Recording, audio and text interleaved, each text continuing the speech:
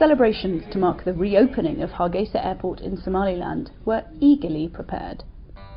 Thanks to a $10 million upgrade funded by Kuwait, this small airport in the Horn of Africa is getting ready to serve more and more traffic.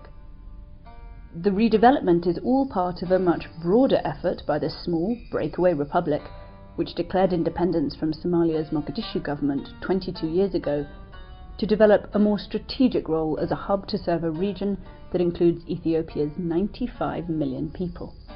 Because Ethiopia is landlocked, it relies on its tiny neighbour Djibouti for critical access to the sea.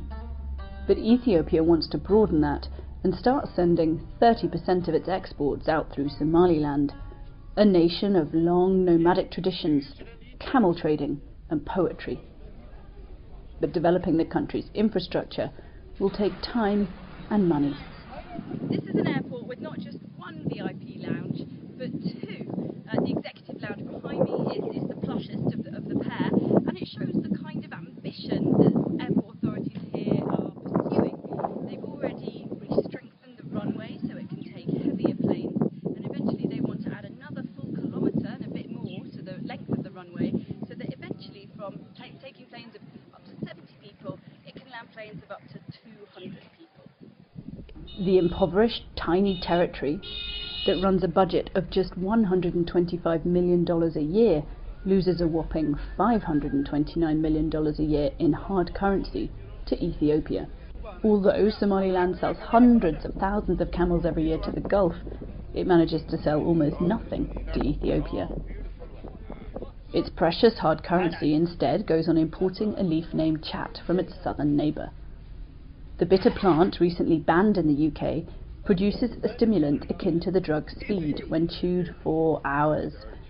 It supports local business and slows productivity at the same time. The territory, which is not recognised internationally, faces another and more imminent financial crisis. The UK's Barclays Bank has said it will no longer support money transfer companies that remit an estimated $1 billion plus a year to the Somali population.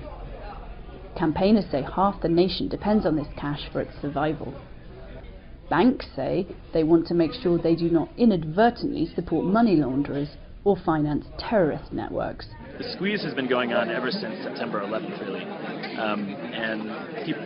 Regulators in the US and the UK and other countries have been looking at money transfer companies to see if these were conduits to finance terrorists around the world.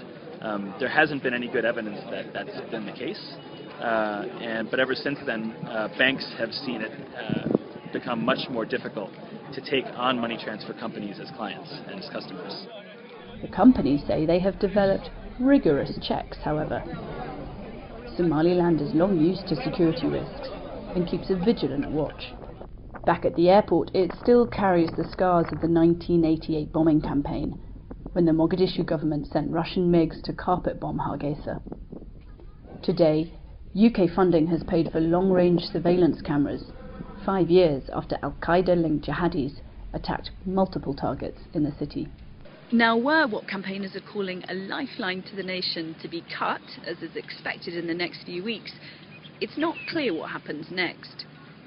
For terrorism networks and money laundering networks, criminal networks, if they are using money transfer services, they'll quickly find a new way to move their money around. Suitcases, flights, briefcases, after all, continue to exist, and it'll make it much harder for authorities to track that money, undermining the security effort in the first place.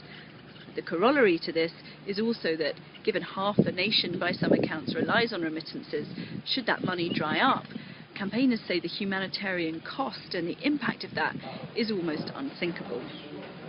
With the latest deadline shifted to the end of September, for now people just keep on queuing. For the Financial Times, this is Katrina Manson in Hargeisa.